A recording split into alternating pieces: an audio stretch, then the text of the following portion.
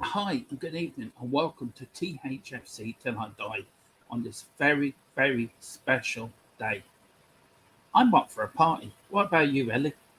Yes, I'm up for a party, a Spurs party.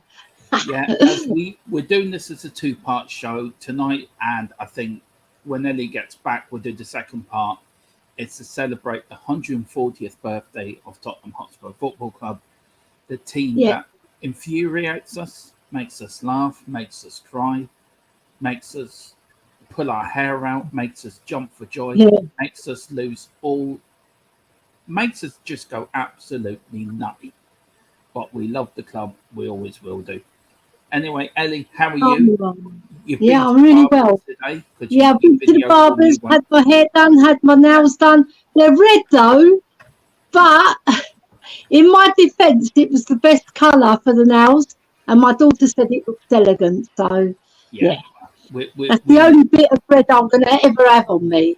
Well, we'll let you off for that. We'll let you off. I'll let you off for that. Right, we've got Eugene. Big up Eugene. Eugene. He goes, damn, 140 years already. Time flies. I know it seems only like yesterday we were watching them at Tottenham Marshes.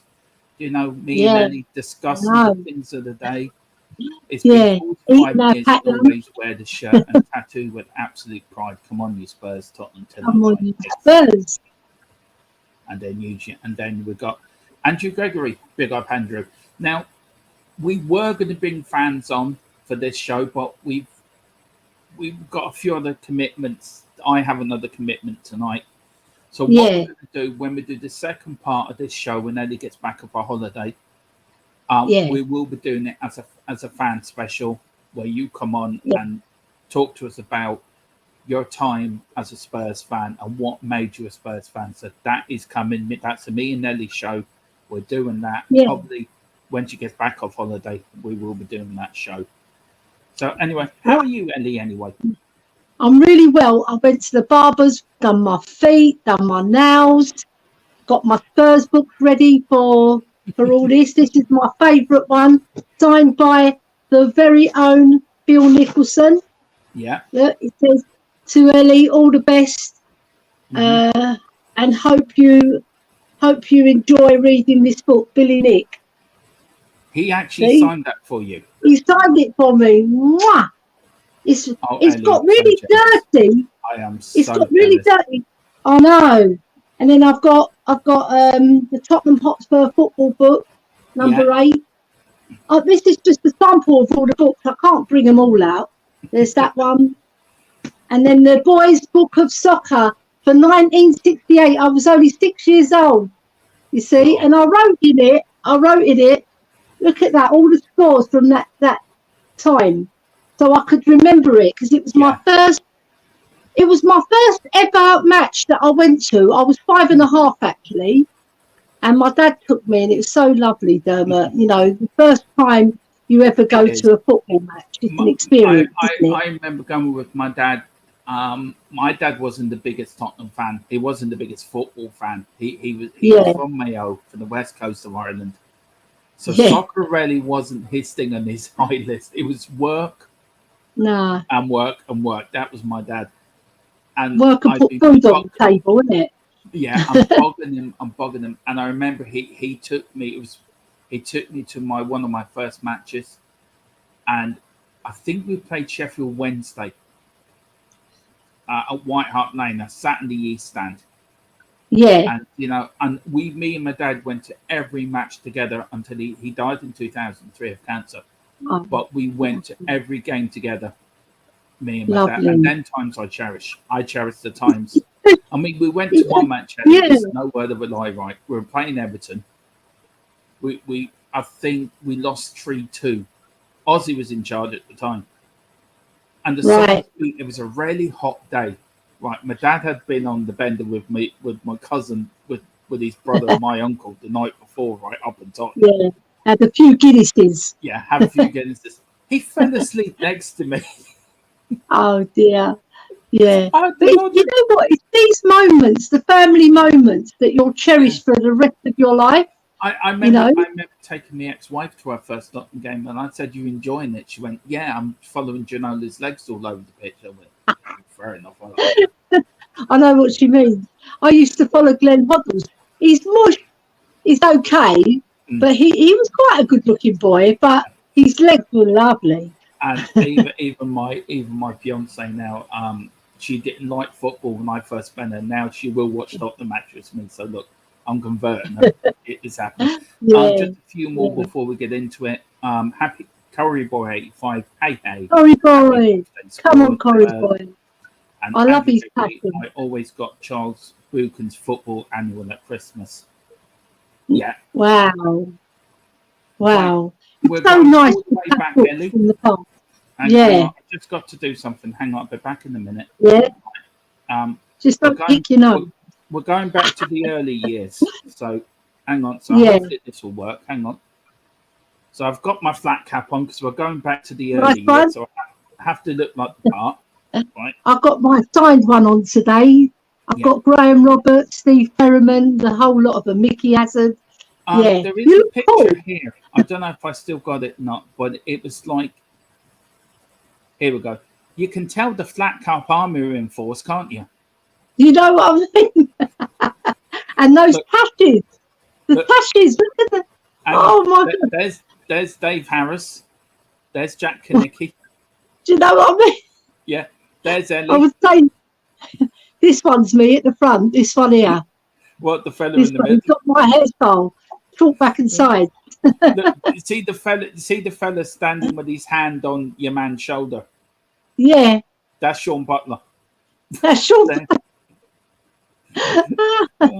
That's actually we're going to that looks like Alan Clark, the one. Yeah. He's got a new guy called Alan Clark who's really, really good. Lovely lad. That looks like him on the end of the second row. This man standing here, we'll remove who he is, but this fella, we all owe him a debt and gratitude. So anyway, so I had to put the flat cap on anyway, Elly, while we were all going back in time. Yeah. Right. So Tottenham, Spurs were formed on the 5th of September, 1882, under a lamppost 100 yards from where White Hart Lane is today. Yeah. And it was done by 4 lads who owned a cricket club, and their original name was Hotspur Football Club.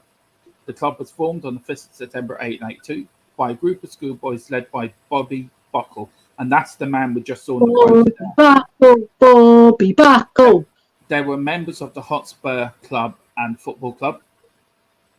In April 1884, the club was renamed Tottenham Hotspur Football Club to avoid confusion with another London club named Hotspur, which I never knew till I did my research on this. Yeah. And why they changed it was because the post kept getting delivered to the other place. So that's why Tottenham came into it. I've had that done to me before.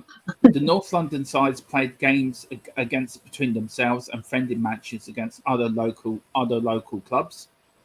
Yeah. The first recorded match took place on the 30th of September 1882 against a local team named the Radicals. Radicals. That was a band one up the 90s. They weren't Arsenal in disguise, were they? Yeah. Because Arsenal's first name was Square Dial. Well, that makes sense because they're a bunch of squares, didn't they? The Radicals, did they sing things can only get better? Was that by the Radicals? I think so. Things can only get better. Which Hotspur lost 2-0, so some things never change. You know. Even in the first match, they ballsed it up somehow. They could have won, couldn't they? Yeah. So he entered their first cup competition in the London Association Cup and won 5-2 in their first competitive match on the 17th of October 1885 against company works team called St Albans. Now, St Albans is where I was brought up as a kid. Okay, that was very nice area. Very nice area. And St Albans isn't far from Tottenham. It's only about a good half an about hour. 25, 30 minutes away. Right, I'm taking that cup off. Sorry, it's too hot. Too hot. I had to do it starting off. There were more flat cups back in them days. I've got to cut my cup. Wait 1 second. Hold 1 second. I'm going to shut this curtain. Ellie's off again. Too much light some of these comments. And put the light on.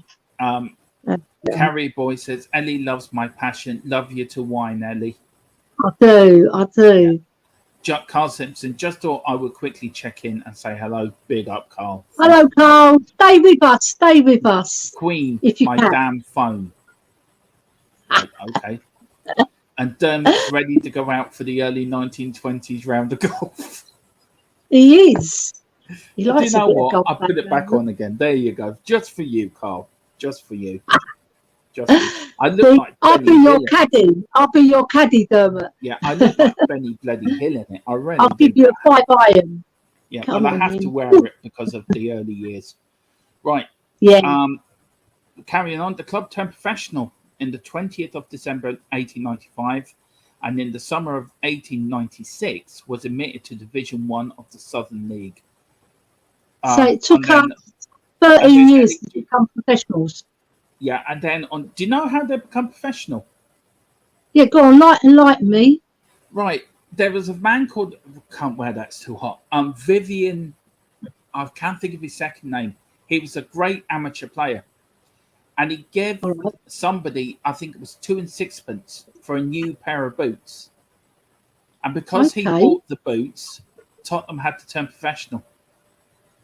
Because he bought a pair of football boots, which it's quite unheard of. The club turned, and then the club also become, and then on 2nd of March 1898, the club also become a limited company, the Tottenham Hotspur Football and Athletic Company.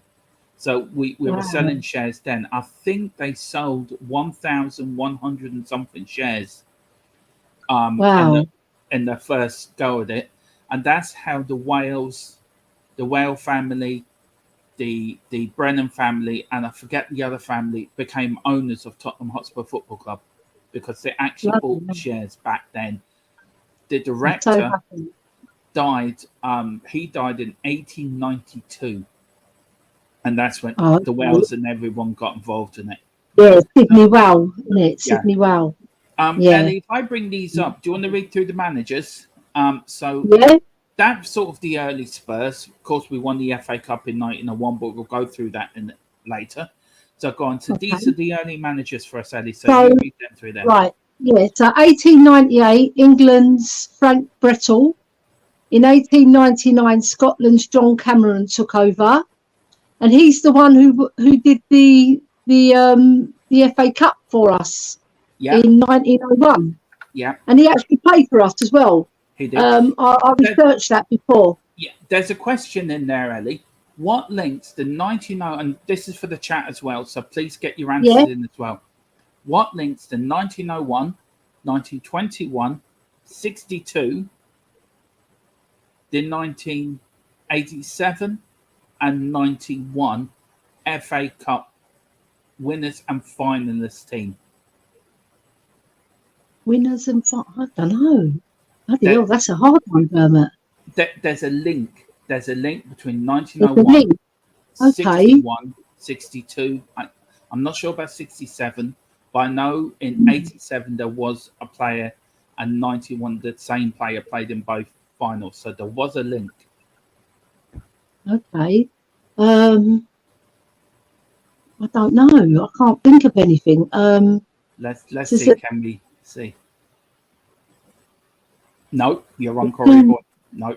The team we played in the final. It's very.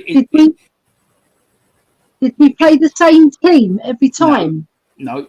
No, it's we got didn't. nothing to do with who we played. I'll give you a clue. It's something to do with the players. Okay, so are they all relatives of one another? Oh, they're not relatives. All right. Wayne's got one of them right. Wayne Bonner's actually got one name right. Okay. Right.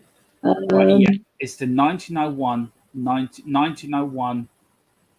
Actually, forget 87, 1901. I know that the Allen family and the Dyson family, the Allen and the Dyson family were very prevalent at Spurs, nothing to do with that, Ellie.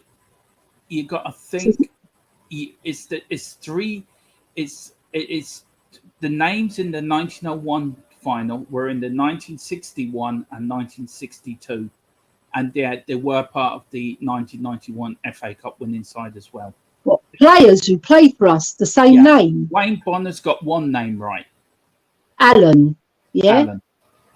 Right. Yeah. So the other one would be. Okay. Right. The only one I can think of is Dyson. No. Cameron. Who? Cameron. No, because they didn't play in 62 or 67. Let me know when you get up.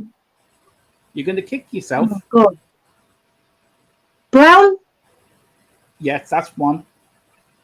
Brown? Yeah. There's one more. Smith? Yep, there you go. You got them.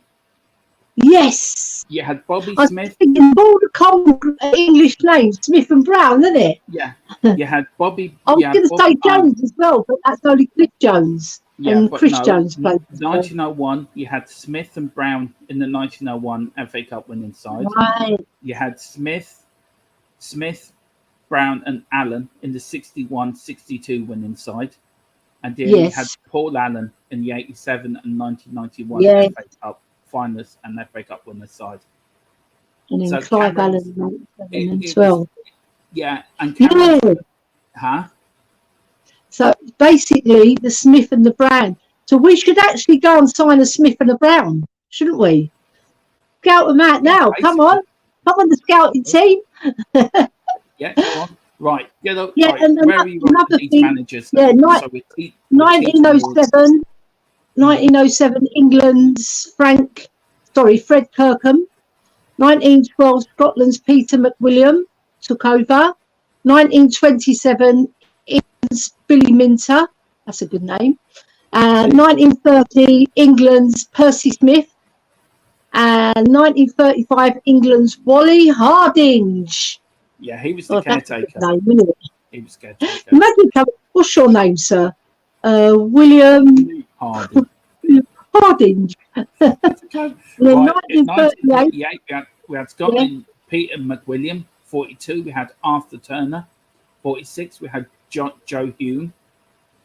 And then in 1949, the great Arthur Rowe, the founder of the Push and Run side, won us the 2 league championships back to back. Then in 55, we had Jimmy Anderson, who had to retire due to ill health.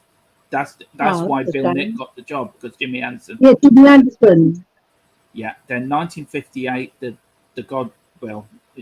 man who's the legend, Godfather. Mr. Bill Nicholson. He's related to our Phil, isn't he? The Godfather. 1974, we had the Arsenal spy in Terry Neal. Yeah, he was sent to spy on us. You read the next lot, then, Ellie. Right, 1976, England's Keith Birkinshaw. Come on, Keith Birkinshaw. 1984, Peter Shreves with the squeaky voice. Hello, Peter Shreves. Right, 1986, England's David Pleat. Hang on, 1987. Pete, what are you doing over there, Dave? Drive on, keep driving, Don't drive on. I know what you mean when you did that. We won't say the younger viewers. No, 1987, England's Trevor Hartley. I can't remember him. No, Never heard of him. Whoever remembers caretaker managers? He must have been the boot man. Right. Yeah. Then 1987, England's Doug Livermore. 1987, England's Terry Venables. Venables. And then we go back, then we're into 1991. He's coming. One Harry Redknapp. Harry. I love 1991, we have Pete Shreves. 92, Doug Livermore and Ray Clements. 1993, Osvaldo Ardiles. I should call them by his proper name. Osvaldo Ardiles. 1994, the legend that is Mr. Steve Perryman. And then in 1994, Jerry Francis. Lord Jesus, we had some bad managers in the 90s. I know. He came from QPR, my husband's team. Yeah, go on. I can tell you a funny story about Jerry Francis and Terry Venables when they were my dad. It was 0-0 at QPR Loftus Road, and my dad thought it was a fixed match because the managers liked each other, Terry Venables and Jerry Francis, and he shouted out, "Are the managers brothers?" I was so embarrassed because he shouted it really loud. My dad had a foghorn voice. And I just had to move away from my dad. I was so embarrassed. Oh, bless you. Right, so we're back now here to 97. We're back here. Right, Republic of Ireland, Chris Hughton, former player. Can I say one thing? He's the only Irish person to manage Tottenham Hotspur in our whole history. Well, if you do the DNA of all the other managers, I'm sure they had a bit of Irish because you Irish got around a bit. I've probably got a bit of Irish in me as well. Do you know what, Ellie? Wherever we laid our flat cap, that's our home. Yeah, that's your home. Yeah, a woman in every port. We won't go there. We won't go there. Come on, let's just go back to football. We won't go there. 1997, Switzerland's Christian Gross. Didn't last very long. What was it, 4 months? No, hang on. I just want to do something. Hang on, where is it? I'll just do this. He wasn't in charge very long, I know that. I'm doing an impression of Christian Gross. I came by the tube with my tube ticket. That's Christian Gross. Should have given him my husband's oyster, 60. I mean, can you imagine what Alan Sugar was thinking when he appointed him? Right, he's looking at them thinking, I know. Hell have I done it? I know. He probably got the wrong Gross. Should have gone Pascal Gross. I must admit, somebody's walked in, like, giving them Alex Ferguson's honours list, what he's won as a manager, right, and tell them this is what you're going to get, Ferguson, and then Christian Gross walks in with his Oyster card, his travel card, and he's ready to rumble. And then we had England's David Pleat, fresh from his car exploits, got appointed again. His car broke down, right? So he's got it repaired and he's going at it again. And the next one in was another Gooner spy, George Graham, who actually won us the League Cup in 1999. So we got to thank him for that. Yeah, we're not going to thank him too much, though. Move on. Really have to. No, we're moving on. You do the next two. Right. Dear. Yeah, we had David Pleat again, who was back. Sorry. David Pleat was back from fixing his car, and then we had Mr. Glenn Hoddle. Yeah. And then 2003, we had David Pleat again, who fixed his car. It broke down. He fixed it. It broke down again, so he's back again. Yeah. Maybe Tottenham felt sorry for him. His car kept breaking down all the time. Do you know what I mean? Oh no! We'll give you a few quid. It's dark alley. Ellie, we better be very careful that we get taken down today. We're going to get taken down. We got 2004 for the Netherlands, Martin Jol. Oh, I love Martin Jol. Martin Jol, I absolutely adored. Was there a song named after him? I Love Rock and Roll. It was called I Love Martin Jol. Yeah, I know. I will play that. I've got that song. I'll find it and play it. 2007, Clive Allen was caretaker. after Daniel Levy sacked Yole at halftime, which is criminal. Criminal. 2007, Ronde Ramos, who took us to Wembley and won our last trophy.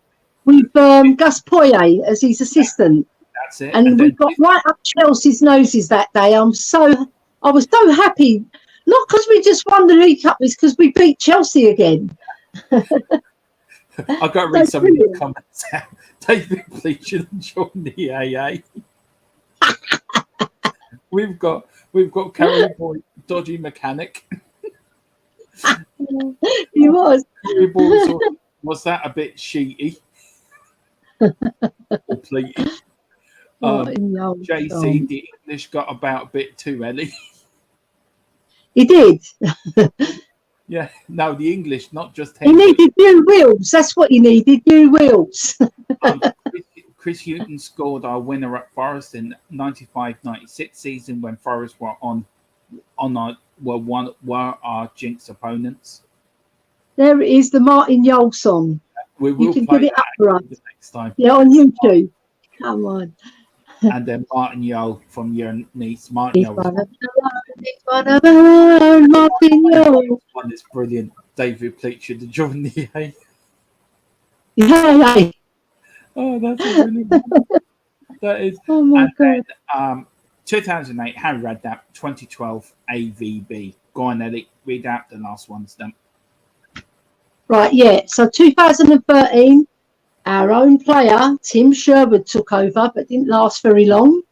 And then in 2014, we appointed Argentina's Maurizio Pochettino. He's magic, you know. Maurizio Pochettino. He's magic, you know. Do you know what? I've got a lot of fans giving him stick on other sites, right? Saying he was bang average, this and that. Okay, if he's bang average, he got a bang average mostly team. Yeah, I agree. It was pretty bang average with 3 or 4 star players. Got us to the Champions League final. And he made us play the most attractive football that I've ever seen at Spurs. And the only team that can compete with it in my eyes was the 1980s team, early 80s. Yeah, because I didn't see the 60s team. I saw the 70s team, but they weren't as good as the 80s team. No. And then when Ginola came, we were very, very excited with Gaza as well. You can't beat a bit of Gaza, can you? But having said that, I feel sorry for Maurizio, because if he'd got one trophy over the line, fans might have felt different about him. Anyway, let's move on. My own opinion, Ellie. I love Pochettino. I love him. And he will be back one day to manage us. We're on finished business, friend. Yeah. Do you know what I loved about him? He loved Spurs. Mm. You know, you could tell when he dropped to his knees in that Champions League final, and it was like Hail Marys for the Irish, isn't it? Do you know why he dropped to his knees in that semi-final? It just, all the emotion. He's watching the match. He's seen Lucas Moura scored that brilliant winner goal. Everyone's running on the pitch. Harry Kane's hobbling the players. Pochettino comes onto the pitch, right? He looks around and he thinks, oh bollocks! I've left my cooker on at home. My house is going to burn down now. That is why he dropped to his knees. Oh my God! You know what? But when he dropped to his knees, right, I burst out crying because I was so emotional and I couldn't believe it, and especially Lucas Moura, who'd hardly ever scored for us. And he scored 3 in one game. I mean, he was scoring about 5 or 6 a season, if that, and then he scores a hat-trick in one game and gets us to the Champions League final. And and seeing Poch's reaction when we beat Man City as well. I know. That was fabulous. I mean, there was also another reason Pochettino dropped to his knees in that semi-final, because he knew David Bleater would be ringing up saying McCarthy broke down again. Oh my God! And then, unfortunate, he wasn't backed, and then they fired him, and then they brought in the enigmatic. Was there Mourinho, Jose Mourinho, Jose Mourinho. Right, I was really shocked when we got him, but I was happy. Yeah. I was really happy, but in the same breath, I had a bit of trepidation because I thought he's not going to laugh because he's going to speak his mind and tell him how it is at Spurs. And I was right. They sacked him, what was it, 6 days before a final or something similar to that.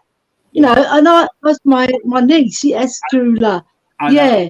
Why I found out why Mourinho was sacked, right? What? This is the scoop now, right? Has it got to do with David Pleat again? No, David Pleat's well gone, right? Levy's bought him his AA membership, he was grand, right? Mourinho, right, spent too much money on the club credit card down at the local casino, right? And and Levy, right, was going ballistic at him, right? He won about $500,000 and he wouldn't share any of it with Levy. He wouldn't buy him any sweets. So he sacked him. So that's why Mourinho got sacked, because he wouldn't buy Levy any sweets. Yeah. I've got another spin on that. He may have got sacked for buying Reggie that big pork that costs £500 off, I suppose. That's what they said. Maybe Levy got jealous because he didn't get him a bit of, not pork because he's Jewish, isn't he? He won't be able to eat it. But, well, you know, nice bit of something else. Yeah, well, Mourinho used the club credit card for that, so that's another reason why. Anyway, who was after Mourinho? Then we got the not so enigmatic Ryan Mason. I liked him as a player, but he wasn't a fantastic player. But he was one of our own. He came through our academy. Elly. But he just didn't have the personality. Elly, the personality wasn't I've got to stop you there. Ryan Mason was just as exciting as a clown going into a line singing, I know. I'm a believer. I'd rather watch paint dry than watch one of his press conferences. Do you know he didn't have the personality, the boy. But maybe because he's only young, maybe when he gets to our sort of age, or even my age, he might have a little bit of oomph in him, you know. But by that time, he's going to be 60s. No one's going to employ him as a manager. He has to do it before then. You know what? He wasn't a bad player. He wasn't an average player, and he wasn't a good player. He was between average and good, you know. But he got that injury when he left us, didn't he? Playing for Hull. I think it was David Luiz who did it. I think. Yeah, it was. Yeah, David Luiz. Yeah, you see, I would like to take on our next manager. Go on. There needs to be You've got a lot to say about this fella, right? And I've just got an email today from the Garden Gnome Association. And they wanted to send on their personal thanks to Portuguese Garden Espírito Santo Gnome for giving them the profile and giving them the time they had on the telly to highlight the problems garden gnomes go through all year round. They sit in your garden, nobody talks to them, but they're so proud of Nuno. He came out and he spoke up for the garden gnomes. Yeah. So I think we ought to show a little respect for Nuno, the ambassador of the Garden Gnome Association. So big up, Nuno. Yeah. Garden gnomes love you very much. True, and nothing to do with garden gnomes, to do with Godfather and killing. If you don't work for me, I will kill you. Antonio,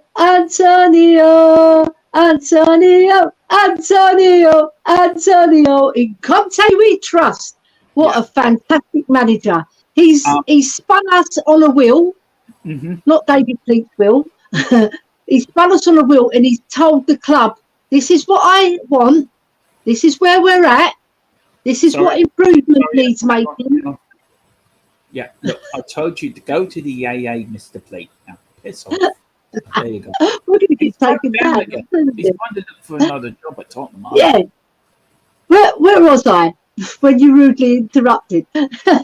Right, so what he's done, he's come into our club like a breath of fresh air. He's told home truth about the way we're running our club, where we're at, where we want to get to, and all the improvements he needs, and what stages he wants it done in. Because Rome wasn't built in one day, and Conte's empire, what he's building at Spurs, he's going to revolutionise. He's already revolutionised our club, but he hasn't got us to the stage yet, because we've got to put our money where our mouth is again in January, and then he wants 2 more windows. Yeah, so Conte, I have to disagree with you about Rome not built in the day. Have you not seen the adverts about Red Bull? It gives you wings. Apparently, you drink some of that stuff and you're away with it. And how far is Sampdoria from Rome? Because that's where Winky is. Winky, we can ask him to put in that's what I heard, Ellie. Winky was walking sideways down the street, right? Yeah. And he's got lost. Yeah. Oh my God. Poor Harry Winks, eh? I was talking to Graham about him, Graham Levine, and he said he had so much promise, and then he got a massive ankle injury, and then I think that ankle must have turned sideways. That's what I said to him, because all he could do was pass sideways and backwards. But when he did pass it forward, it was a bloody good pass. It was.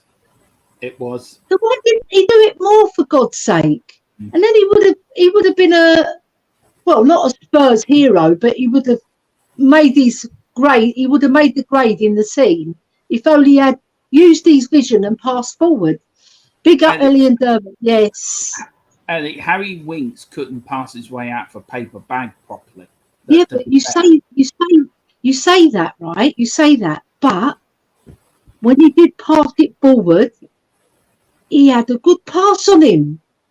And when he passes it sideways and backwards, it's because he lost all his confidence, the boy. When did he pass it forward? He passed it forward. I counted at least 3 times. Did he get a nosebleed? and they led to goals. Did they really? That's what he needed to do. Why didn't somebody take him to one side and say to him, pass forward, for God's sake? I apologise for my co-host. She's been at the old sherbet again, so I do apologise about Winky scoring goals. So I do apologise. I've got a nice treat there for you later. Yeah. Right. He will ring me up after the show and actually will bollock me and tell me off after the show, and I will be put in my place.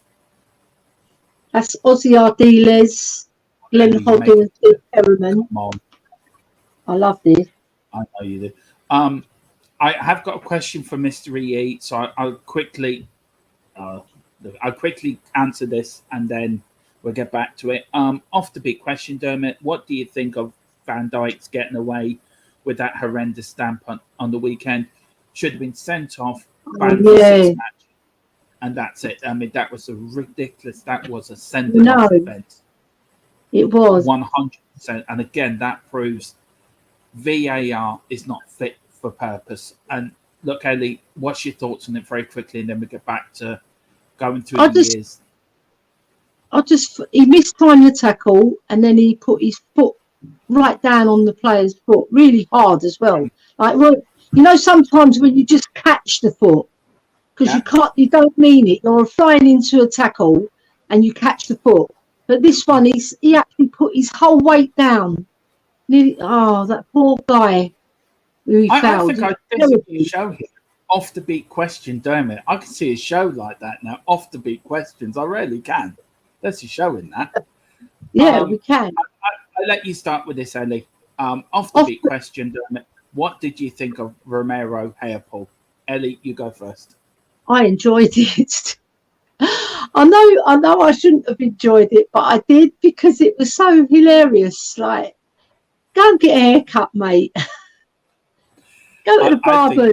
You know what, Ellie? I think it was a brilliant bit of South American shithousery. That's what it was. Yeah. Latino right. shithousery. Yeah, Ellie, we're going into the bit. We're going into the best bit. We're going into trophies now. What we won as a club. And Ellie, I'll let you read up the first bits. I read out the second bits, and we're alternative. So go on, Okay. Ellie. Tell us what we want in this first section. So the domestic first division, the Premier League level 1, 218 in brackets, winners twice. 1950-51, that was our push and run side, everybody. They were famous.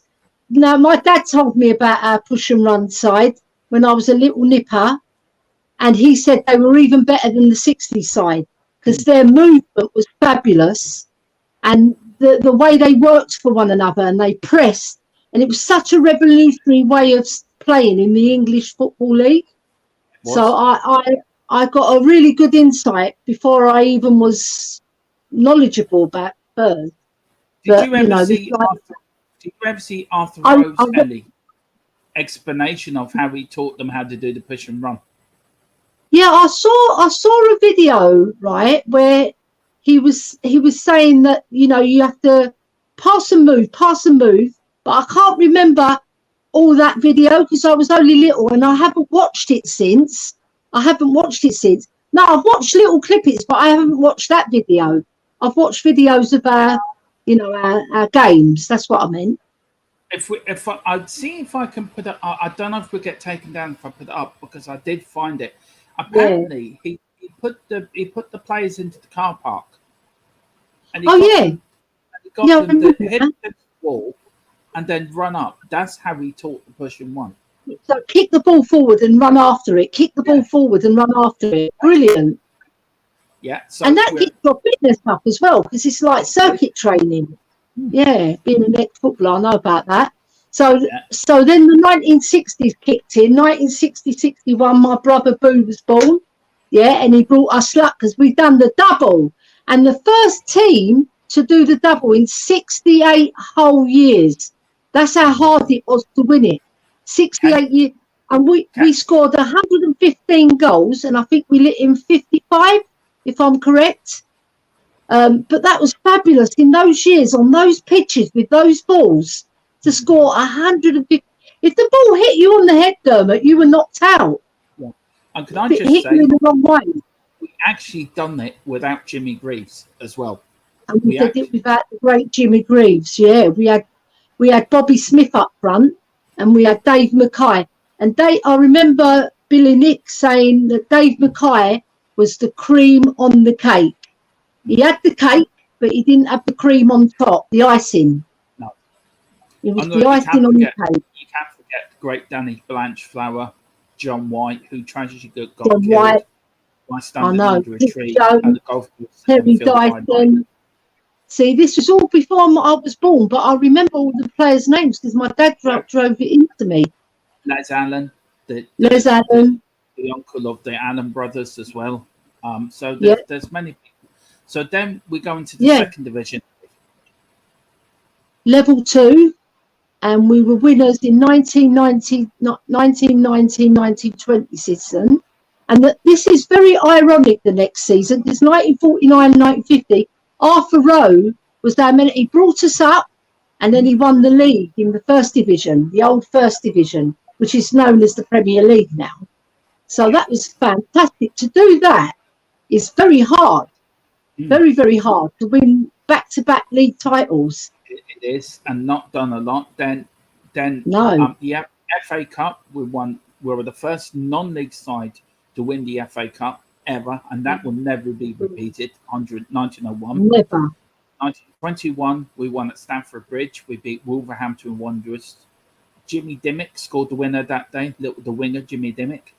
60-61, of course, we beat Leicester City to win the double at Wembley, our first time on Wembley turf. 61-62, we beat 61-62, we beat Leicester. Burnley, sorry. 66, 66-67, we beat Chelsea. 60-61, we beat Leicester. Yeah, we beat 61-62, we beat Burnley. Jimmy Greaves scored on his first ever appearance in an FA Cup final. 67 beat Chelsea, 88-1 beat Man City, 81-82 beat QPR, and 1991 we beat Nottingham Forest. Then in the League Cup, we won it in 70, 71, 72, 73, 98, 99, and then 2007 and 2008. Do you know what, Ellie? I think this one in the year, there's something in it for me. Yeah, because we've won a lot of our cups when there's one in the year. We've won a few without the one in it as well. Go on, Ellie. The Shield is classed as a trophy now. So 1921, 1951, 1961, 1962, my year of birth. Come on. 1967, 1981. Oh, what a great one that was. And 1991, Gazza's final. He got us to the final that year. Yeah. And he did play in the Championship against Arsenal. Sorry? I don't think that was the we drew. I think we drew in 91. We shared it in 91. We shared it with Arsenal. That's right, in 1991, because I went to that game and all the Arsenal fans were spitting at us, Dermot. They were literally spitting at us. Dirty. Filthy bastards. We never would do that. And then then we got this famous cup, Ellie. I mean, it's the most famous cup in the world, this. Yeah, the Sheriff of London Charity Shield. And I have a picture of that, I think. You had the Technico Cup as well, didn't you? Yeah. We actually won that a few times. I did London. have a picture of that. But this is our 1901 FA Cup winning side. There's Bobby Barkley there standing up there, the godfather of Tottenham Hotspur. Yeah. You know, Dave Harris is in there. Yeah. Which one? Right, Dave Harris is this one, I think. The second one in the second row. That's David Harris. Yeah. And Jack Kinnicky. There's Jack Kinnicky at the back with his flat coat on, standing up straight, ready to save the goal. That one. And Sean Butler. Yeah. And there's Sean Butler then with the big moustache next to Jack there, standing there looking ready to go. Nice but one. No, that is the 1901 FA Cup winning side. We owe that team much debt. I need to take that picture nice off. One, right? Yeah. Right. And then the UEFA Cup we won is the Cup Winners' Cup we won in 62-63, the first English side ever to win a European trophy. And then we won the 71-72 and 83-84 UEFA Cup. So that is actually Celtic were the first British club to win something in Europe, but we were the first English club. Pioneers. We set the stall, didn't we? Yeah. Now, Ellie, I had to bring this in. We wouldn't be doing a history about Tottenham Hotspur without a little bit about your history and why you're connected with the club. Yeah. I've got a little confession to tell you. I asked you for the Spurs number today, and I've told this to Dave. I've actually emailed the club to find out, is there a way that you girls who, for me, I said it last night, you are the pioneer of women's football. You're the ones that all the abuse, all the sniggering, all the laughing at. Yeah. And I think if the club can recognise Oddle or Mickey Hazard or Ozzy Ardiles or Steve Perriman and all the players of the past, they should recognise the women players of the past. So I have emailed the club about you. A big letter to see can we get you and your squad, original squad, back together and get you, the club, to recognise you at a home game and have you walk out the lane in front of the full capacity crowd. Oh my God. So they can actually recognise you and what you've done for the women's game. You are like the Paul Buckley of the women's game, like Paul Buckley was for Tottenham. You are the front runner. And it wasn't easy for you, Ellie. You've told me stories about what it was like. Yeah, I've done my first Spurs story and the Irish Hotspur, my Spurs story, and anybody can find it on YouTube. I had a blast with the boys, David and Jack. And Jack wasn't even supposed to come on, but he wanted to come on to hear my story. Right. So yeah, the women's game, we did get a lot of abuse, and we've done quite a few her game twos. We've done one on Mari's, we've done one on Tottenham away, and we've done one on the Free Spurs Boys, my favourite channel. Come on, the Free Spurs Boys. Obviously, the Irish Hotspurs in my heart, but I love the Free Spurs Boys as well, because do you know why I love them so much? Because they're young boys, and they're doing what we do, and they're doing it with such passion and such vigour, and they enjoy themselves, and they make it fun for the guests as well. You know, it's all about the guests rather than the boys. But I love the way they interact with one another. And when we did her game too with Kirst, who's our club ambassador, Kirst Richardson, she's lovely. She is the reason why I went on those shows as well, because she's such an eloquent speaker.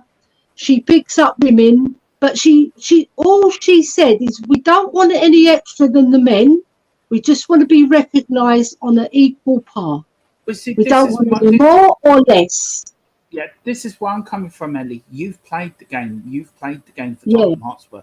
Why cannot you be recognised? You and your fellow ladies that play for Spurs. If they can recognise us as Glenn Hoddle or Danny Blanchflower and recognise players in the 80s, the 70s and 80s, why can I not recognise you? You're the reason why.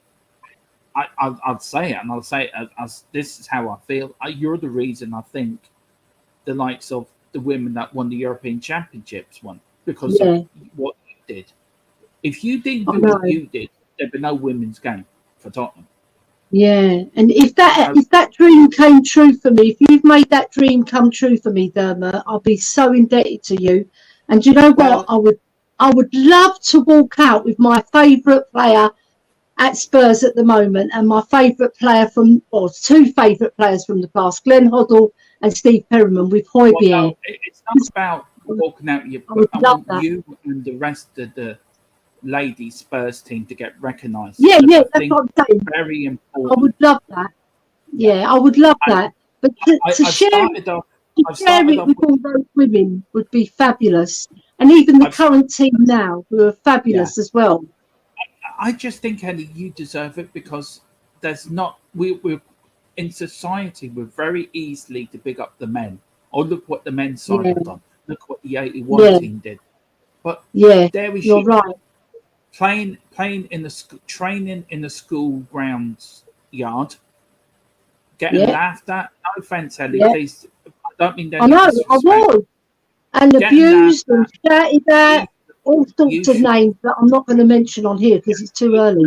But you can't play football. You shouldn't be doing this. And you stood above all that. You stuck your middle finger up to them and said, I am going to do it. And you played for the club you support. So you laid the groundwork. No. If not for the future generations that followed you, but for definitely you laid the foundation for Tottenham Hotspur women's side, and also laid the foundation, I think, for the players that are playing international women's football in England. And I think do you know what was ironic as well, Dermot? Something that I have to say to you, right? So I was playing in the boys' team at my school, Drayton School. Used to be called Markfield Grammar. It's now called Gladesmore Community School. Right? So I was playing in the boys' team. I was that good. I was picked for the boys' team. Because in schools, there was no prejudice. It was just outside, when you went outside and played, right? So my PE teacher picked me, and he said, Ellie's in the team because she's better than all of you. Right? So I was playing midfield, and then the Spurs scouts came. And you know how I was so elated that day when they came to my school to watch me, and they said, would you like to come and sign for Spurs? I was only 12 years old. I didn't know what that meant.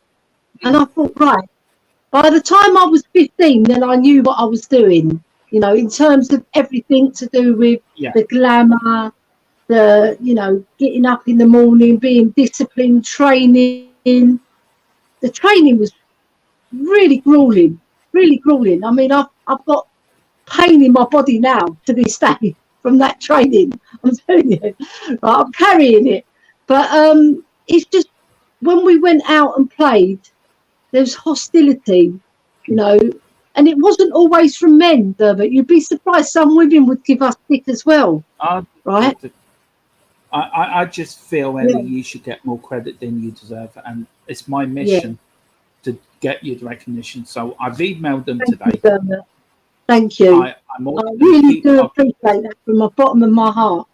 Because I feel, I said it last night, and I said it this, and then I will send a message to Tottenham as well. You deserve the recognition more. You're an inspiration to many of the young girls that are playing today, like the little girls you see going to football now and wanted to play football. I think they could all look back and look at you as a trailblazer in that sport where it was not right to do it. You stopped to because I'm doing this. If it's good enough for him, it's good enough for me. So equal rights. And it was my dad. Read that out. A buckle means granddad, so you can say granddad.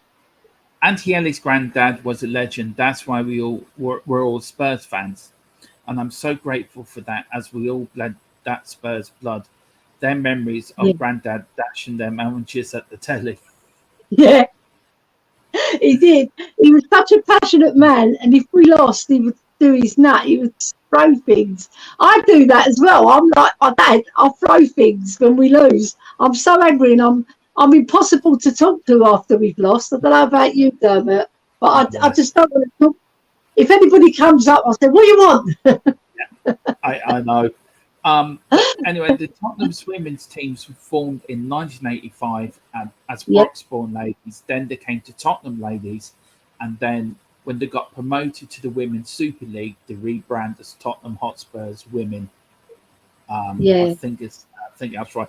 But look, we will be doing the show on Ellie's career at Spurs.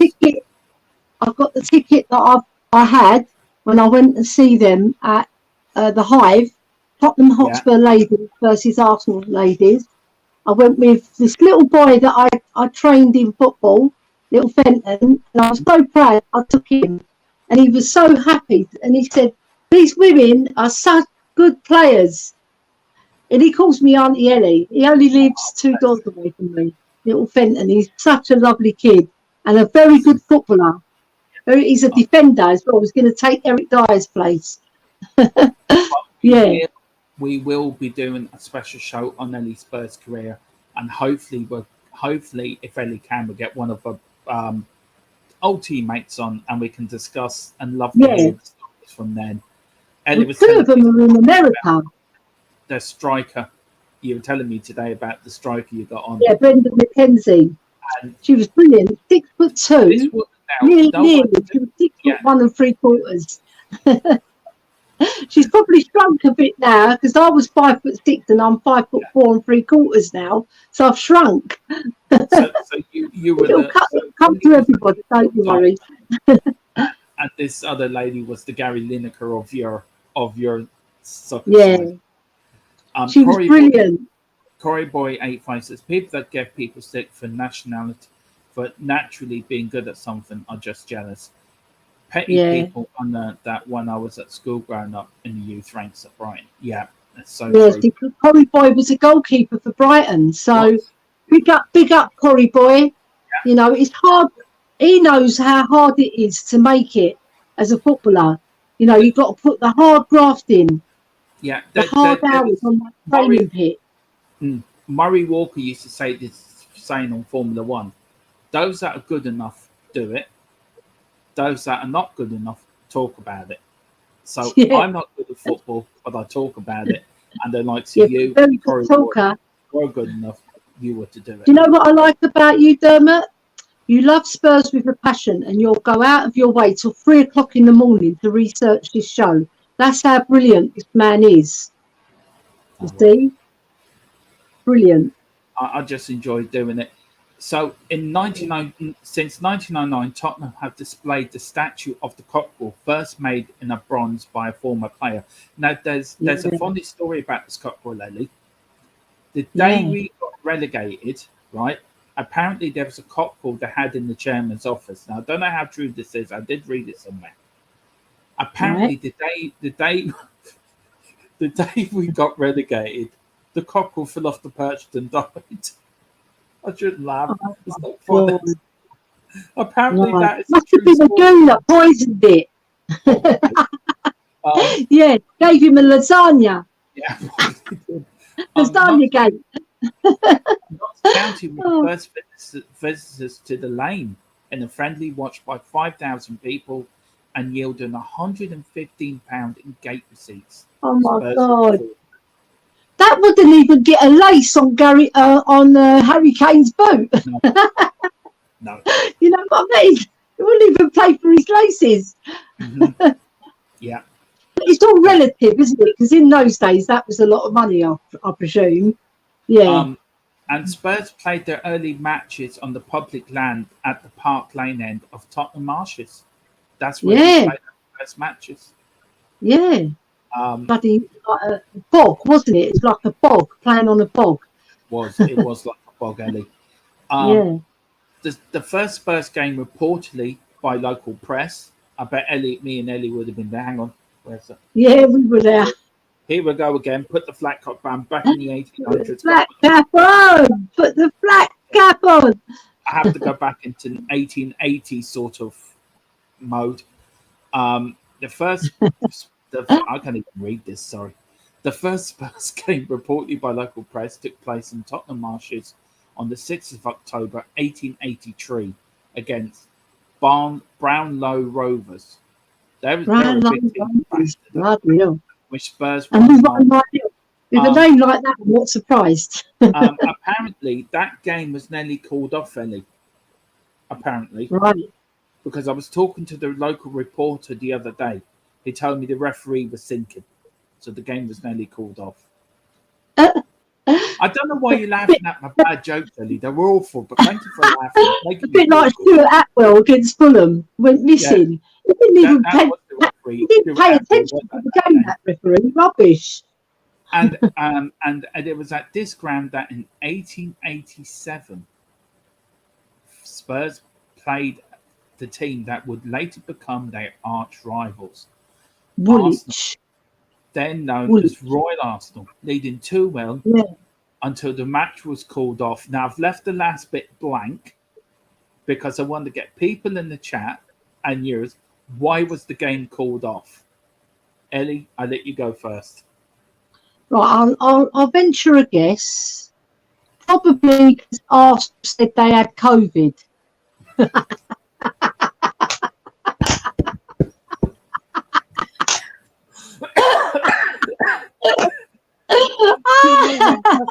don't think I was going to beat that. That's fucking brilliant. I know. It just came to me like that. I could be a comedian. Oh, dear. Oh my God. Okay. Curry Boy put, someone didn't put 50p in the meter. Yeah. Oh my God. Well done, Curry Boy. He also put, with the ball in all weathers, putting my shift in, even down in the tennis ball in the bedroom at night, throwing and catching it, and having my mum telling me to stop it at midnight. Yeah, no fair play to you. Yeah. He also put the floodlights broke. There was no floodlights then, though. Not in those years. Your niece is just. There's one man holding a lamp. I think your niece is fell over laughing so hardly that she's Andrew laugh. JC, I'll phone you later, sir. I'll phone you later, honey. Hadn't enough players fit. Oh, please keep this coming. Go on, keep this going. Because I'm going to say GameStop because it all got fed up and decided to have a big punch up in the end. So that, right. I think you have to have a word with your niece, Ellie. Here. I mean, this is getting serious. I'll work myself. I think you need a family sit down. Bless her. Right. Oh, what was the real reason, though, Dermot? What was the real reason? I know the real reason. I'm gonna let a few more come in first because this is brilliant. Yeah. Right. Why? Yeah. Right, I read it out again. Right. It was this ground in 1887. Spurs first played the team that would later become their arch rival Arsenal. They known as Royal Arsenal, leading 2-1 until the match was called off because Corey Boy says, going to say the manager's car broke down. Well, if he had the car back then, fair play to him. It probably did break down. Yeah. I wonder if that was what's his name? What's his name, Ellie? David Pleat. David, Whenever I hear Carl, I mention David Pleat. I just hope David Pleat ain't watching this, or some of his solicitor ain't It's watching all right, this. David. We love you. Yeah, we love you. Love you were our manager 3 times, mate. Yeah, it's all tongue in cheek. Apparently, you did nothing wrong. You're my god. You're a legend. Yeah, David Pleat. Yeah, they think that's done it, and I think we're off the hook. Right. JC said the downpour, sort of. Corey Boy says they're moving north. Yeah, they should move back south. Right. The real reason why the match was called off, because it was getting dark. They actually went out. Yeah, and Arsenal are vampires, aren't they? So they have to go back into their coffins. And also, there was a big punch up as well. Right, Ellie, yeah, we're going to bring up some stats now of Spurs through the years. I'll get you to read them out, Ellie, and see what people think. Yeah, go on then. We're either going through another 50 because we've got a few things to do. But there's quite a lot to get through, isn't there? Right. Yeah. So we start off with our record win, 13-2 against Crewe Alexandra. Fantastic. Brilliant. What a great, I mean, to score 5 or 6 goals is enough. To score 13 is fabulous. And then the FA Cup, 3rd of February 1960, record league victory 9-0 versus Bristol Rovers. Come on, you Spurs. That was the game. That was the game in '77, Ellie, where we're in the second division. I remember that because we got relegated and we beat Bristol Rovers 9-0, and we just about got up, didn't we? Because Phil was saying we hit the bar at Southampton.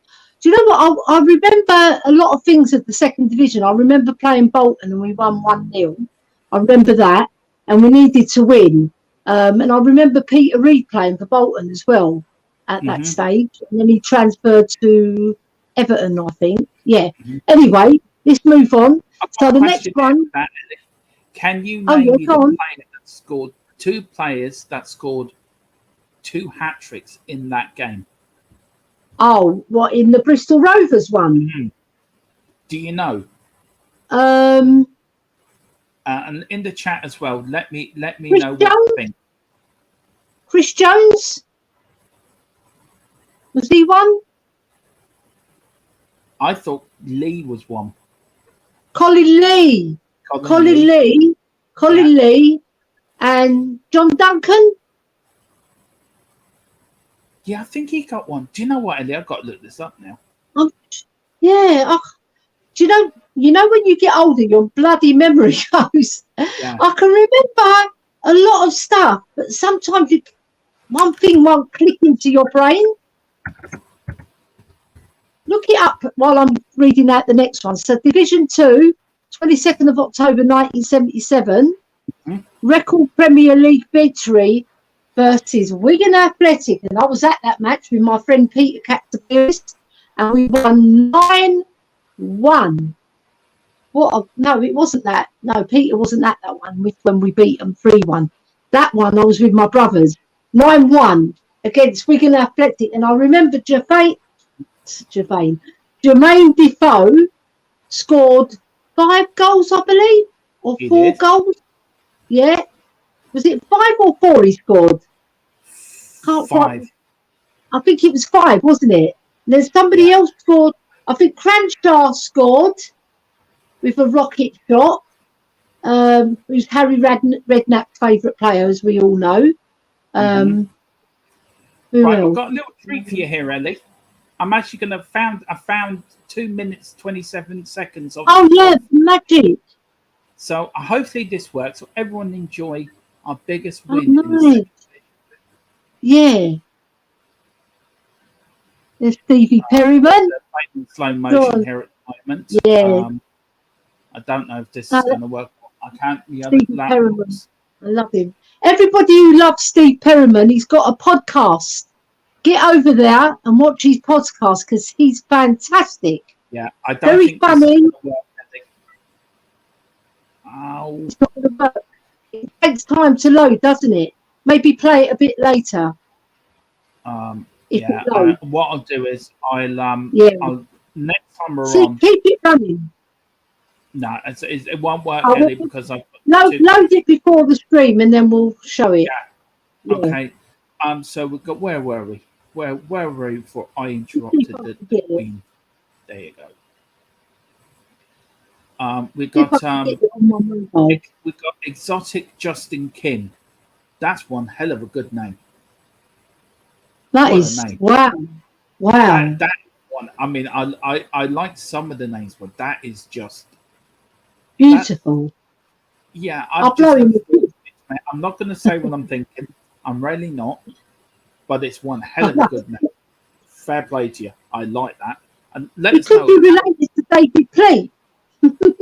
Maybe that could be David Pleat going into us. Maybe that's his alter ego, Exotic Justin. Yeah. It's a cool name though. How old is she? And she went to. How old is she? How old is she? She went to that game. So he's asking you how old were you when you went to that game, Ellie? What the Bristol Rovers game or the Wigan game? Probably the Bristol Rovers game. The Bristol Rovers game was in 1977, so I would have been 15. What date was that in 77, Ellie? 22nd of October. I would have been 14. I wasn't even born then. I think Ian Moores scored, didn't he? Ian Moores got a hat trick. Ian Moores. Yeah. Because I've got it up. Yeah. I've got it up. Your niece was 1 year old. Yeah, I used to look after my niece. I mean, your niece is 1 year older than me. So we've just worked that out. I've got it up. Do you want me to keep it up like that? No, that's okay. I'll put it up on the other laptop when we go on for the pre-match show. And I'll do it as a little treat for everyone. I love that kit though. That kit was well nice. I just want to say a big up to My High Hotspur. Big up everyone. Get over to our sister channel in Colorado, Denver, Colorado. Big up to the boys. And he says much love from Denver, Colorado. Big up, lads. And when we do the second part of this first show, please, we'd love you lads come on as well. And we'll have Philip Brady on for the second part as well. That man's just we have to have the Godfather on. Tell him about our new show as well, Dermot. Tell him about our new show. I'll get through some of these. Ellie, do you want to where is it now? We've got one more thing to do, and then we're going to leave the rest of it to the second show. Do you know what? Should we do some of the pictures? I've actually got for us. So do you want to talk us through these pictures now? Yes. So what we've got here, Ellie? Right, so that's Crystal Palace when we played. We played them at Crystal Palace Grand. It was the FA Cup final replay in 1901, I believe. Is that right? Right, and we played Sheffield United, and there was 20,000 people there at the stadium, I believe.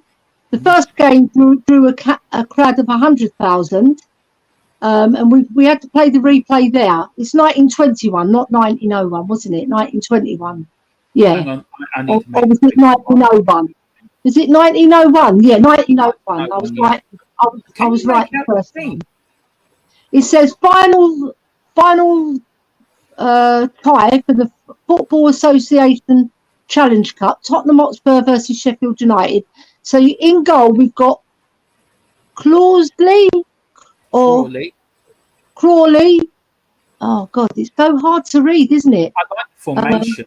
It's a 5-3-2 formation. Yeah, it's a Nazi-type formation. Yeah, we've got Kerwan, Copeland, Cameron. Who's that one on that side? Cameron Smith and Brown. Cameron Smith and Brown, and then is it Morrison? I think so. On the left wing. Looks like Morrison. Jones on the right wing. Tate. And I'll have to get that up on my phone because I've got it on my picture. This might be better. There you go. There's a better picture for you. That's better. So Crawley in goal, not Crawley. Errants and Tate, right back and left back. Morris, Hughes, Jones. So they used to call the centre half the half back, didn't they? Yeah, they did. Yeah. And then in midfield, we had Smith, Cameron, Brown, Copeland and Kerwin. But really, that wasn't the midfield. It was like two wingers, and up front was Cameron, Brown and Copeland. So you had the wide men were Kerwin and Smith. Yeah. Yeah. I liked the game. Kicked off at 3:30 on the 20th of April on the Saturday. Yeah. That formation's brilliant. Can Conte play that against Man City on Saturday? Yes. Because you know what? Not so much. We have to make sure that those wing backs tuck in. Because what Man City do, they play a lot of their football in the middle, right? And they go through the middle, right? They hit the channel sometimes with De Bruyne, but even when they do that, they pass it to the inside and then they slip it through. That's how they score a lot of their goals.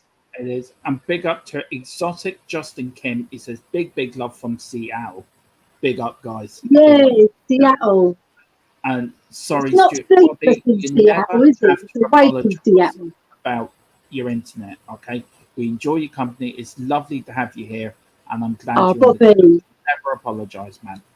Never apologise. Bobby. I love Bobby.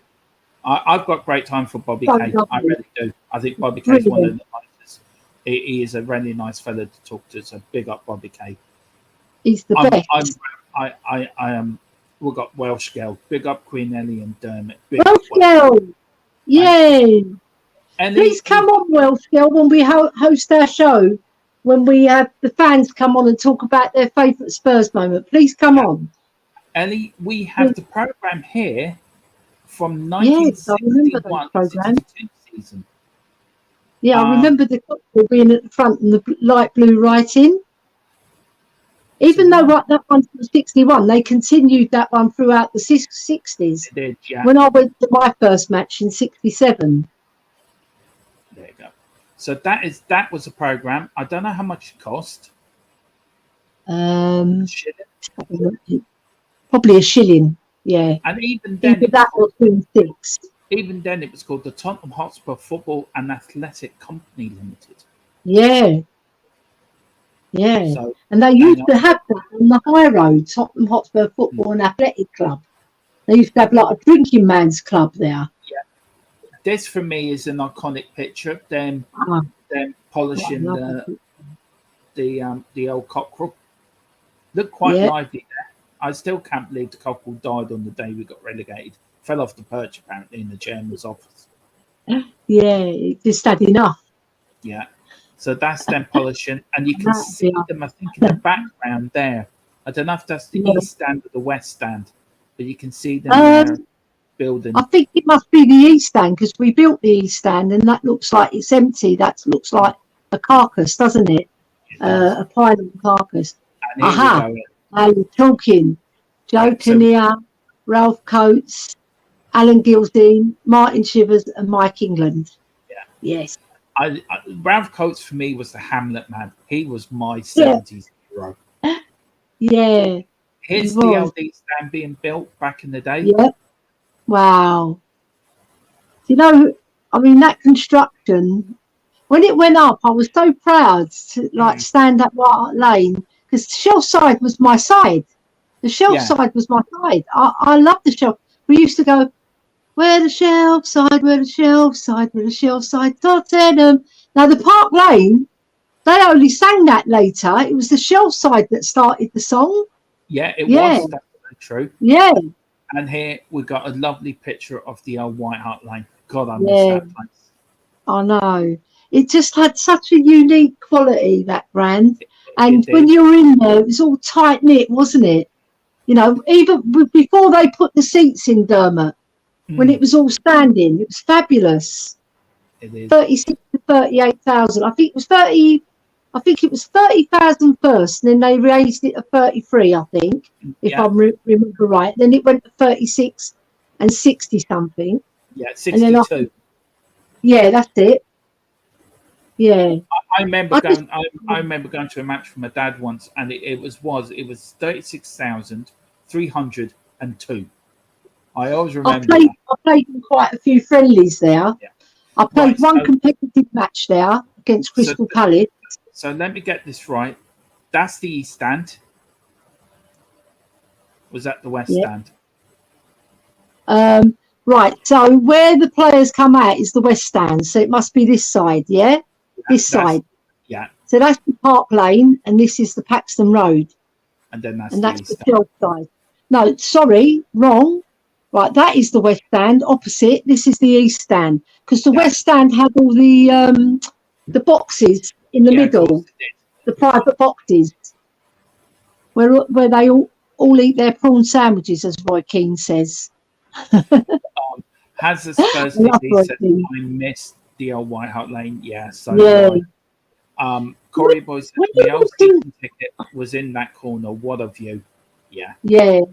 Because when you walked into the old White Hart Lane, it was like homely. You know, it's like homely, and you felt part of the stadium. When you walk into the new one, maybe it will take us some years to get used to it, but it's so vast, and it hasn't got the acoustics are not as good. No. Yeah, they're not as good. Because the White Hart Lane, when we beat Arsenal that time when we beat them 5-1 in the League Cup semi, it was rocking. And I went to when we beat them 3-0. There's nearly double the amount of fans in there. But that 36,000 that we had that day, it was like you could feel it in your feet, Dermot. Do you know what? The whole land was trembling. Do you know what? Going to White Hart Lane was like going to a holy ground. It was like going to a holy place. But when that place was rocking, it was like a fortress in there. It really was a fortress. I know. Welsh Girl said fabulous pictures. We've got a few more to come yet. We do have a few more to come yet. And I think it's true. I think it's true that they've made our pitch bigger. Yeah. I think it's true that they've made our pitch slightly bigger than it was when it was at White Hart Lane. I think so. Yeah. Go on. JC, read that out, Dermot. Read that one out from JC. Yeah, the rainbow pick on the last day is the most beautiful picture of that stadium. Well, look, I'll tell you what we're going to do. I'm actually going to take this out on the old intro we had, and we've got pictures and everything, and it ends in that. So we're going to take you out on that once we finish. So lovely. Some of these pictures. Ellie, this is an iconic picture. Oh my God. 1984, Graham Roberts was. Come on. Do you see in the background? That for me makes the picture. That's Steve Archibald. And look, he's got we're playing in white, and Steve Archibald always wore his shorts right up to his. I won't say what, but he used to wear them like that, and I used to laugh. But Graham Roberts, I met him at the Royal Banqueting Suite. He's such a funny guy, but he's sarcastically funny. And that's what I would have expected of him, because when he played the game, he played it with sarcasm in terms that he would get into the opposition's grill, like Richarlison does. Yeah. Yeah, but him and Højbjerg, they are the same person. I say so. They really are. Højbjerg. See, I can say his name now, Ellie. Højbjerg. Well done, Dermot. I got you there. This man was the first player of colour. I hope I've said that right. I didn't want to come across it wrong, so I hope that's come across right. Yeah. The first player of colour to play for Tottenham Hotspur. And we actually played for a trophy for him against Rangers. And for the life of me, I cannot remember his name. So if somebody in the comments can put his name in for me. Yeah. You know what? I petitioned the stadium people. Do you see those little round loops? I used to love holding on to them. There's nothing to hold on to now. It's just a flat case. They should put them up just as a memory of White Hart Lane.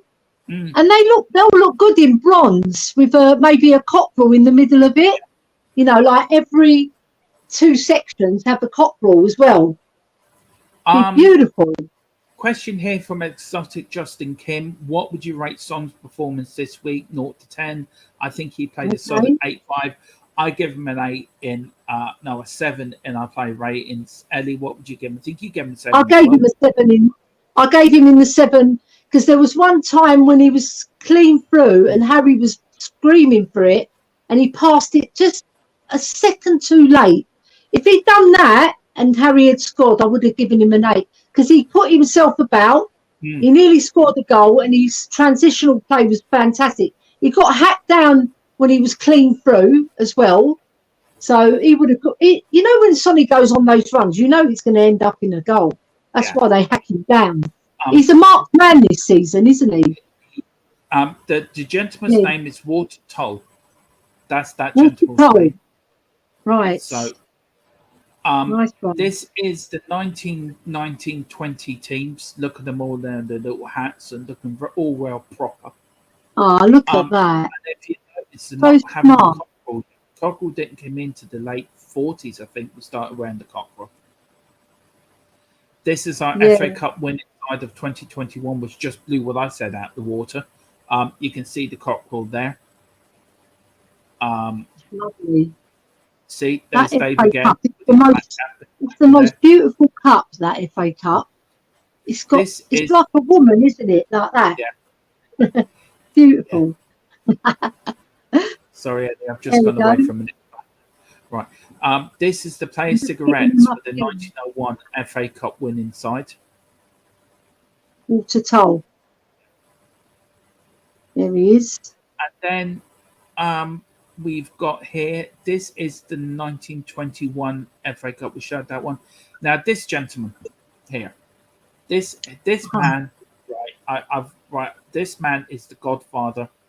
He is the... He looks like somebody.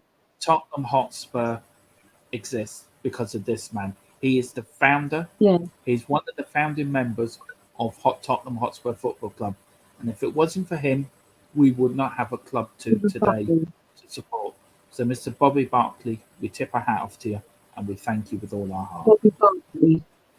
And that man, Bobby K. You see, Bobby K, Bobby Barkley, isn't it? All the Bobbies. You telling me that's Bobby K standing there? No, he don't look like Bobby K. He looks more like, let me think who he looks like in our community. Like Sean Butler. Sean Butler. Yeah, without the tash. The tash. Actually, if he did have the tash off, he would look like Sean Butler. Yeah. I'm trying to get him up. So you're the reason. Sean's the reason why Tottenham Hotspur exists. It's all down to Sean Butler. So everyone's showing loads more. I'm telling you. These are the badges, Ellie, over the years we've used, from my very first one in the 20s up to 80s. There's our one in the middle. We have our badge on. My favourite one is the one in the middle. That one. That's my favourite badge. Yeah. I like that one, but I also like this one, Andreas Thfc, with the dark blue in the background with THFC. I like that one as well. Yeah, but the one with that one's a shorter version of this one. That one's got Bruce Castle, and it's got the Seven Sisters, where I was born in Seven Sisters. I was actually born in Beaconsfield Road in Tottenham, which is just off West Green Road. If anybody is tuned in, knows Tottenham. No, I was born at home at Beaconsfield Road. Yeah, I was born in North Middlesex Hospital. Yeah, my daughter was born in North Middlesex Hospital. My eldest, Angela. Yeah. And they nearly killed me. But I won't go there.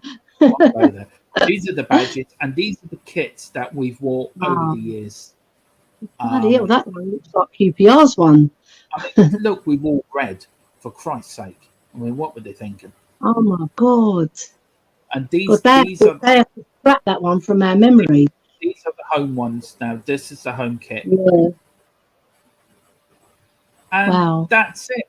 That's all the pictures we got. And then we got this man here. Right, we'll go through some of the comments, Ellie, and then we will. I'm going to show you this picture. Bill Nickerson on the pitch, you see, and Martin Chivers having a coffee with Sydney Well. Yeah. Our champ. Yeah. So we've got Corey Boy saying any purple kit I love. Jewel says Bobby. Boy says Sir Butler. So when Sean does his show, right, everyone's going to put the thing. So if Sean's doing his show tonight, I dare you all to go over and put in the chat, good evening, Sir Butler. Sir Bobby Butler. I will do.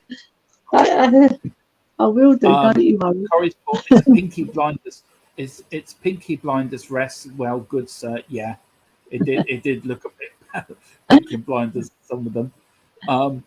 My Hasbro TV, my dad threw the ball to the player who took the throw in the 1984 Cup final for equaliser. Wow. So I told you, us Greeks are lucky to our club. Your dad is the reason Someone why agrees with Dad. JC said it's Sherlock Holmes. Did look a bit. Hang on, let me get him up again. Yeah, he does. Hang on, let me see now. He did look a bit like Sherlock. He looked a bit like Holmes instead of Sherlock. He looked like Watson. That's it. He looked a bit like Watson. Yeah. To menace Fecker, and he wouldn't like to compete with Dark Adam. He's got his handkerchief in there as well. Yeah. Lovely. Rory Boys put back when men were men and football was a war between 22 men. Yeah, exactly. Yep. The women also can put the 42. I've seen some women matches where and then Duel put memories West Green Road. I was born North Middlesex, same as me. Yep. I was born in That's my niece. Yeah, because she lived with us and I used to look after my little niece. She was such a cute kid, unbelievably cute, and she's still cute now. And she's Spurs nut. She's a Spurs nutter like me. She loves Spurs. She phones me up all the time. We have really good long hours, couple of hours sometimes. We're just talking about Spurs. Yeah, so I love her. You're off on holiday on Wednesday, aren't you? Yeah, I'm going to Nice, France. So it's going to be Maurice's birthday as well. Yeah. Are you? So you're here tomorrow night with us, aren't you, for the pre-match? Yeah, I'm here tomorrow night. Then I'm off to France, and I'm going to catch a game over there. Nice are playing Cologne in the Europa League, and we're all going. Yeah, match blog for us over there for that. I do definitely, and my future son-in-law, like I said, he's a Chelsea fan. Okay. Yeah. Okay.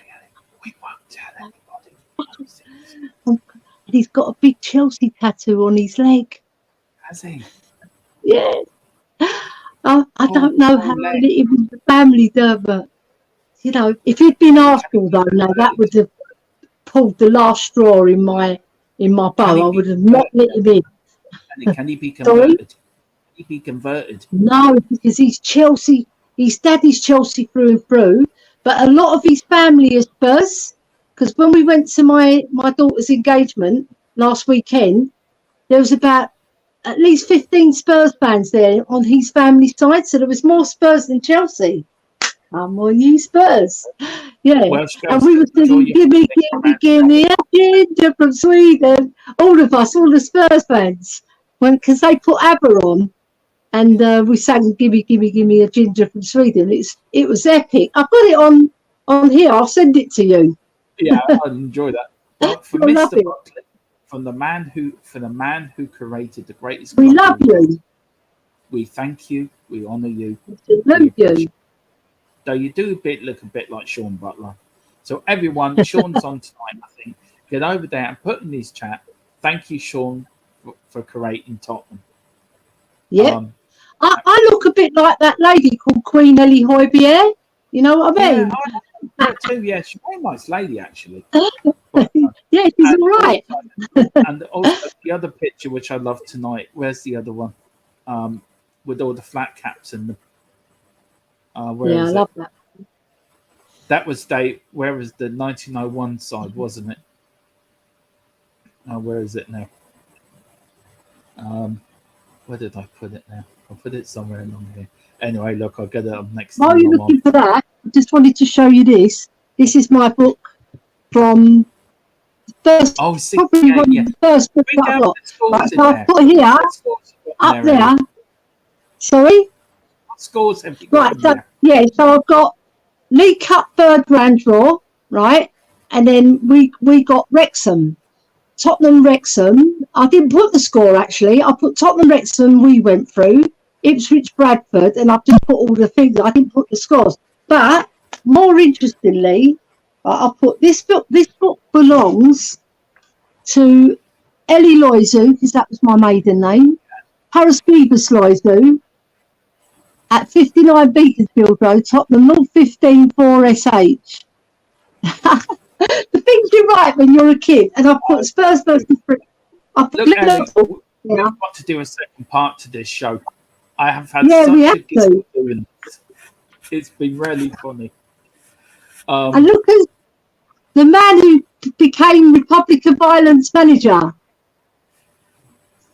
Sorry, I'm just he's on the very first page of my football book. Jackie Charlton. Yeah. Look, and look who's on the next one. Georgie Best. Georgie Best. What a handsome boy. Very, very handsome lad. Very handsome. Elly, all the Irish we're going to sign out with the. We're going to leave it there now. Look, we are doing a second part to the show. Yeah, we're going to do the second part. This is Elly, the Dermot and Elly, taking you through Tottenham history our way, not the sensible way, just the complete, take the piss out of some things out. Look at the way.